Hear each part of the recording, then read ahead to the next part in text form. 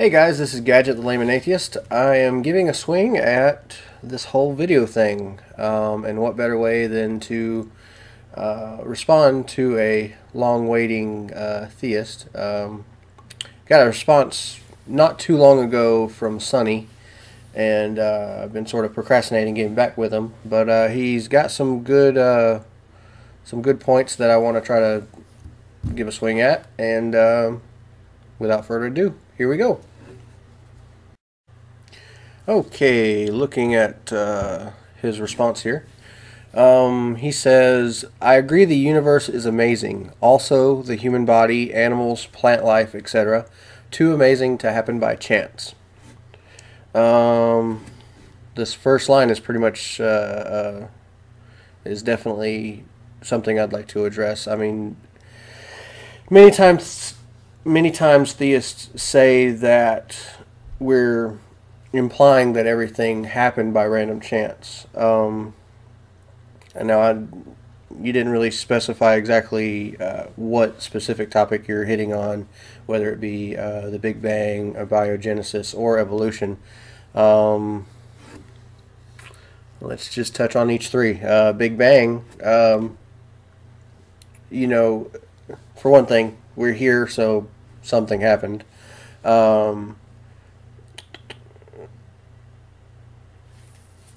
Even if the probability was ridiculously minute, the probability is there, so therefore it is possible.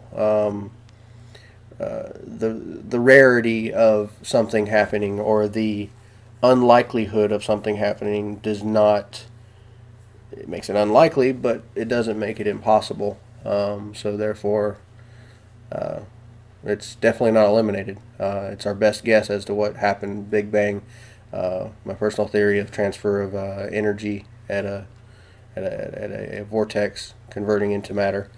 Anywho, and then abiogenesis, that's tricky. I'm not fully familiar with all the studies related to abiogenesis, but I know, admittingly, that we have not been able to create life from non-living materials yet, that I know of. And the idea of too amazing to happen by chance, I would like to think you're probably implying this to evolution. Well, the next sentence says, "Have you ever wondered how the male and female species evolved?"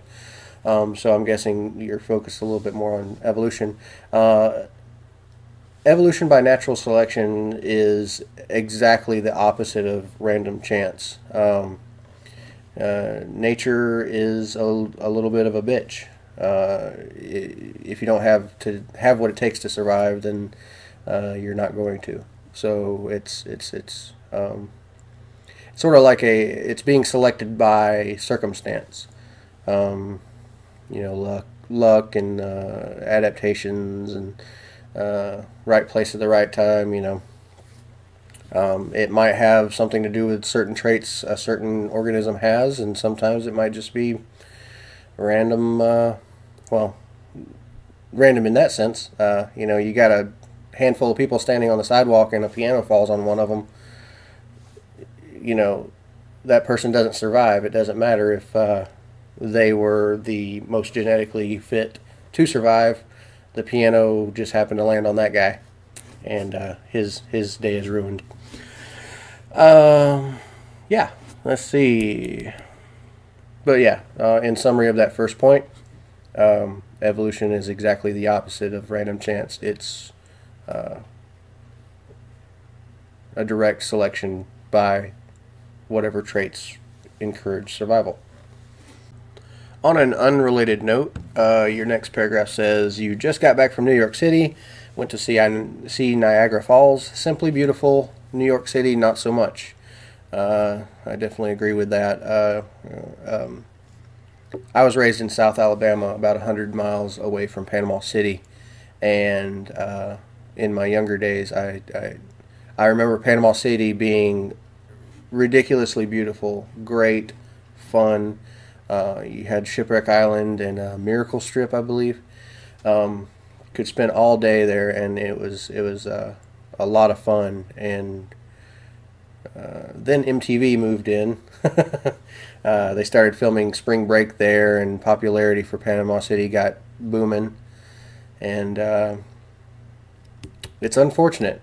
Panama City is sort of a shell of what it used to be. It used to be a great place, but now you pull up to the Strip and all you could see is, 20-story hotels making a wall bogarting the view of the beach. The best views of the beach too. Every mile or so they have a public park where they're not allowed to build anything on there, almost explicitly for people to actually be able to go to a beach. But those spots are a little rough. But anywho, a lot of times the natural state of things are a lot better than what we make it. Sometimes we improve things, but alright, let me try this again. This is like the third take on this clip here. The credible evidence you speak of starts with a specific worldview that rules out other views, not by science, but by opinion. If it were science, I don't believe there would be two different camps. And then you go on about visiting the Museum of Natural History. Oops. Alright, next sentence. The credible evidence you speak of starts with a specific worldview that rules out other views, not by science, but by opinion. Again, I'm sort of fuzzy on exactly what you're referencing, but in general, the way science is supposed to work is, you have an idea of how something may work. Then you question, how can we find this out? How can we control all the other things, controls, variables. I'm to be honest, I'm a little fuzzy on the actual specifics of scientific method, but I remember the gist, and through the glory and power of the internet, I can look that up shortly. But,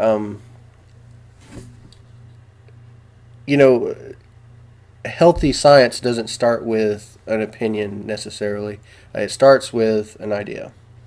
And then it's at the birth of an idea, it is put on constant and repetitive scrutiny, and observation, peer review.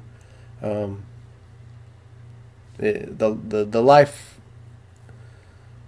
lifespan of an idea through the a healthy scientific process is a very tedious and gruesome one. Only good ideas survive to become scientific theory. Let's see. The only thing, I'm just so confused by this sentence. It just throws me. I guess I got to get past this sentence. It's throwing me for some reason. But in general, if science is based purely on opinion, then it's not healthy science. And anybody who cares about the truth and the healthy practice of the scientific method will be more than happy to rule out something that is purely opinion. As far as speculation of how things might be, that we consider, we hold on, and then eventually if we ever can, we test it. But as far as opinions don't matter in science. Facts matter in science. So let me move on from this sentence before I spend all day on it. Alrighty, the next sentence is, you visited the Museum of Natural History. You would like to post a few pictures if that's possible and get my opinion. You are more than welcome to. I would like to see what was in that building. I was there right in front of it during the Reason Rally, and I didn't really want to miss any of the Reason Rally, so I never went inside the museum, unfortunately. But eventually I'll swing back up there and make a tourist out of myself. So, okay, if you study the historicity.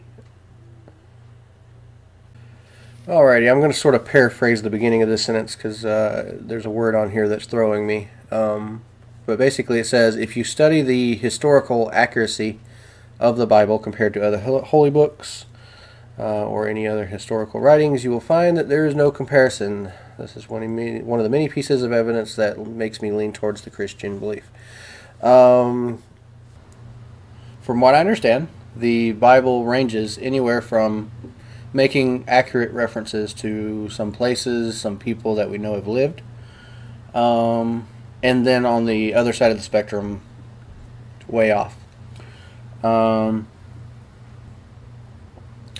I don't really want to address the full spectrum there, but as far as what is accurate in the Bible, I would guess that that's attributed to how the Bible was rewritten by kings or people in power at the time.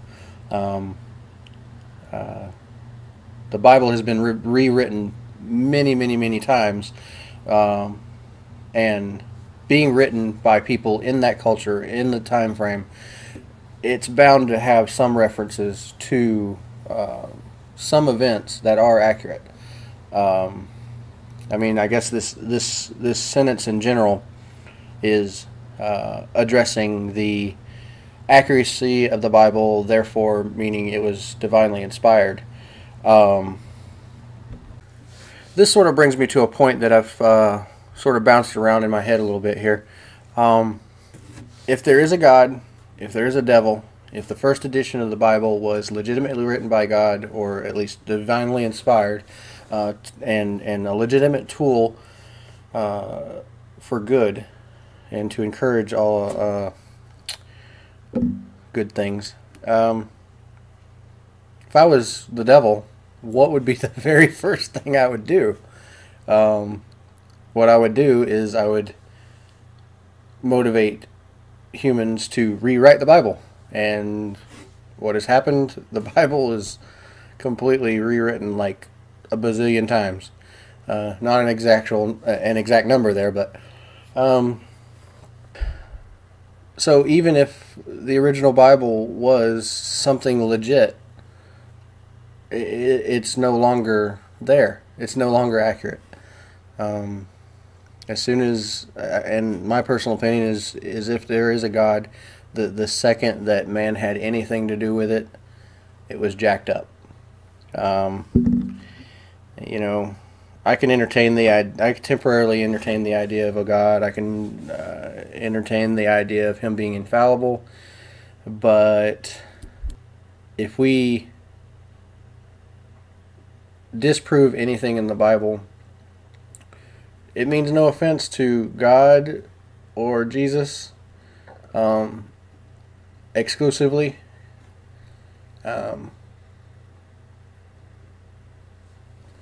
At the very core of it, it just means you can't really trust it because man got a hold of it. So all the other questions come later. But as far as the Bible, I personally, I mean, even before I was an atheist, even when I was still a Christian, the accuracy of the Bible was definitely in question.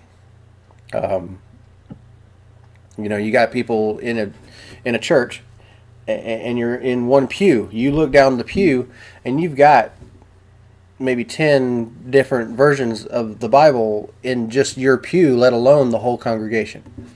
So, you know, when I was making an effort to be a more legit, accurate Christian, I was like, okay, well, which version of the Bible do I go with? You know, a lot of people push the King James Version. Okay, so, you know, right off the bat, right off the top of my head here, a king. You know, most kings were pretentious bastards that, you know, was manipulative and violent and a lot like the Old Testament God. And, you know, hey, even if the Bible has lost connection with the original God, if existent, the personality of the Old Testament God mirrors very much so the attitudes of many people in power back then, and some in power today. You know, that sort of touches on one of the the points that many secular people addressing religion is, it's I'm sure there's a specific person who said this, but the quote goes something like this: it's amazing that the will and the opinion of the God matches the one of the person, and in a very similar sense, it's the Old Testament God was probably, since it was written by kings, there's that connection right there. So, that just sort of reiterates the point. Anywho, the Bible has been rewritten many, many times. There's pretty much no dispute about that. Theist or non-theist, we agree that it's been rewritten a lot of times. It's just personally, I don't put too much stock in something that's rewritten all the time, and each new edition is supposed to be revered as the original. Yeah. Next. Alrighty, up next, you addressed my question I threw out. Who or what created God? I kind of want to read your points here. Let's see what we got here. Science tells us that the Creator must be greater than the creation. I sort of...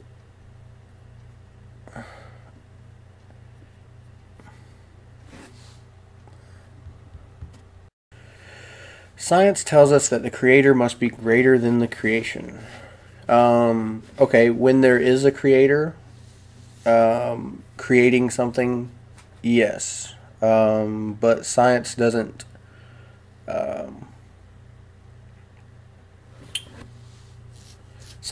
imply whether or not there was a Creator in this instance.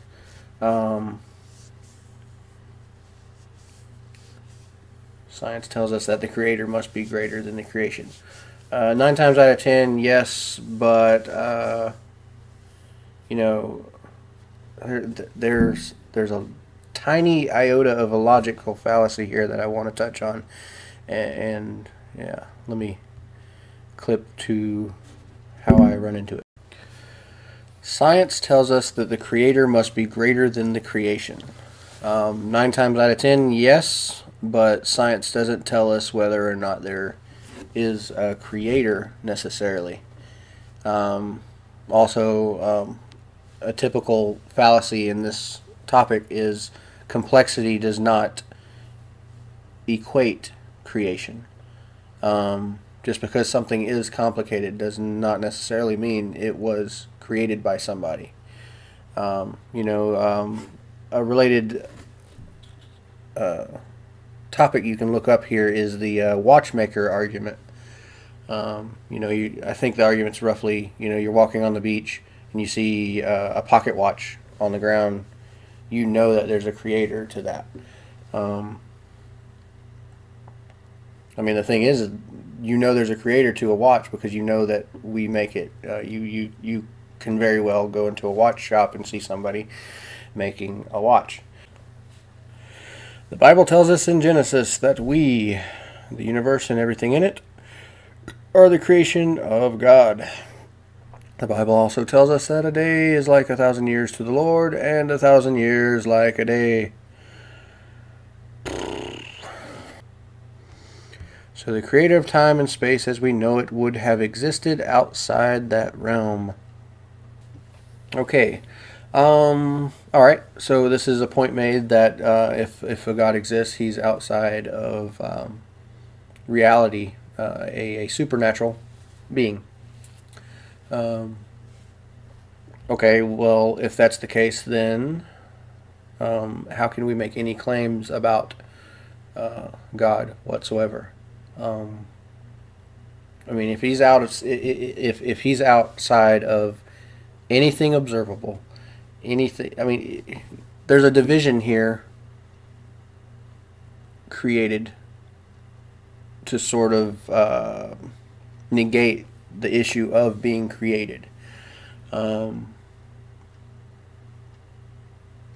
in a way that functions to nullify the who created God issue, but it creates another problem. Is if he's supernatural, we can't make any claims about him. We don't know how to observe him. We don't know. We're having this argument about whether or not God exists. We're having the argument, and most people don't agree on it, not necessarily because of the motives of the people, but mostly in part because nobody absolutely knows. Because, we can't observe him. We don't know anything about what he might be. We don't even know the basics of him, let alone what he intends, what he wants. The only possible link to that is the Bible. And if there be a God and there be a Bible, the original version of the Bible is kaput. So any link to what we know about God has completely been severed.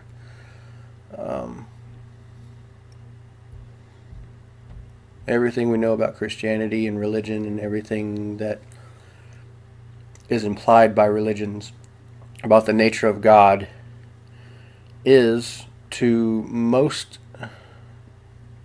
extents undeniably man-made.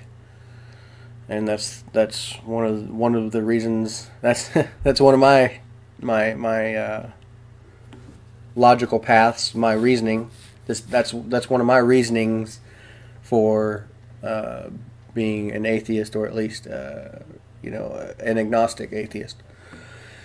So yeah, I think I've rambled on about that point enough.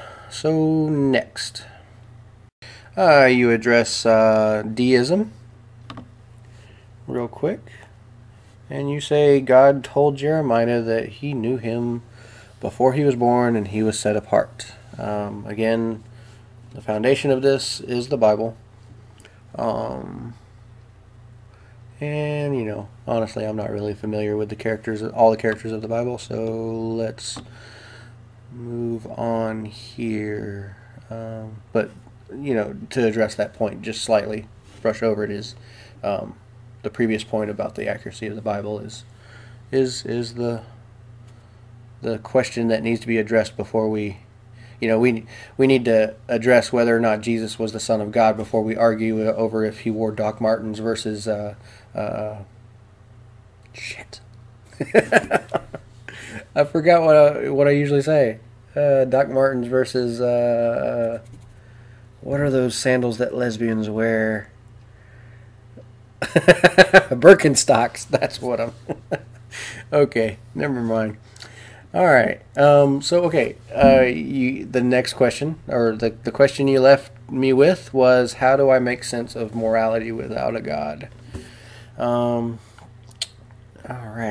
Let me close out of your window here and see if I can just freestyle some stuff here. Or if you see me clip away, that means I rambled on too long and I couldn't, my brain froze on me. Morality without God. First of all, with talking to Dr. Brad Harrub, I gave a possible situation where morality could have developed naturally. Let me touch on that real quick. Imagine cavemen.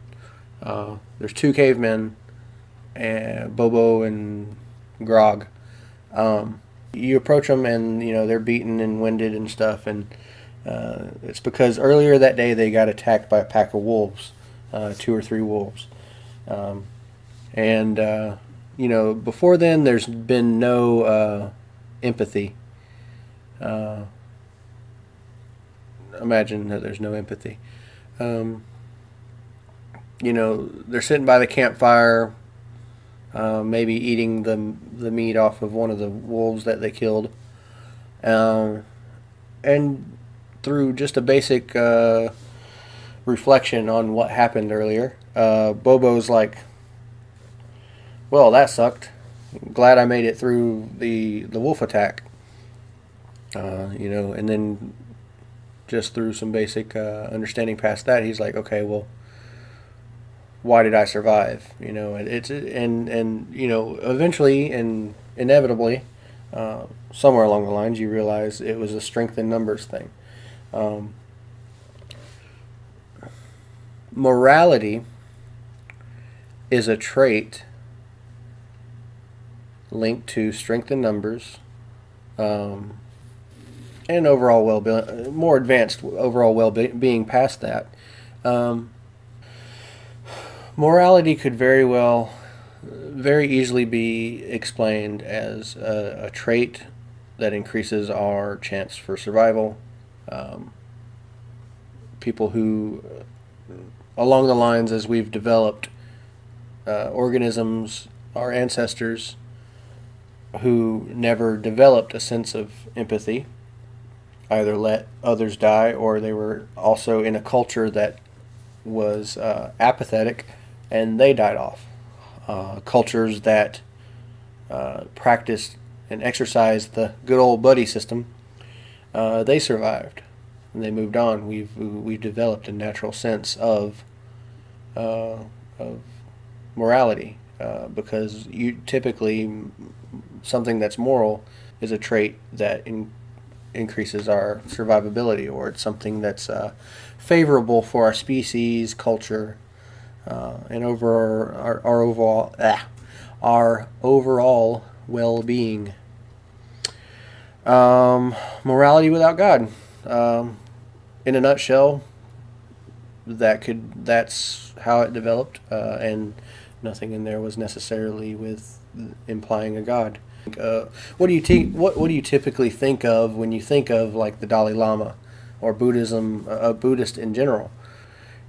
You have a general positive feeling with someone who practices that religion. You don't think negatively of them, but most are atheist. In fact, according to R and Ra, most religions are atheistic. Personally, I could look that up, but at least at face value, I trust R and Ra, which is kind of neat. Most religions are atheistic. You get certain preconceptions about religion. Even myself, you know. Initially, when I was dabbling in atheism, you think, oh, I'm a rebel, I'm a bad boy. But as you mature, at least personally, as I mature as an atheist, you really adjust and adapt to what atheism really means. And you know, the big red A is sort of a badge we wear, but in general, I associate with the term secularist. You know, logically, good behavior and bad behavior, right? If you're out in the world and you are good and you're helping people, to the people you help, it doesn't matter if you're doing it because of a God or independently of the concept of a God. In that specific situation, that's all that matters, your actions. Whether or not your actions, good or bad, are motivated by the concept of a God, really, that's between you and the God that you believe in. You know, the good things I do because I feel they are right. If I do bad things, it's maybe like a misunderstanding of reality, or I'm pissed off, or somebody pissed in my cornflakes that morning. But you know, I think most people have a typical healthy drive to just not be an asshole. So whether I believe in a God or not, my actions are always my own choices. Even if the origin of morality came from a God,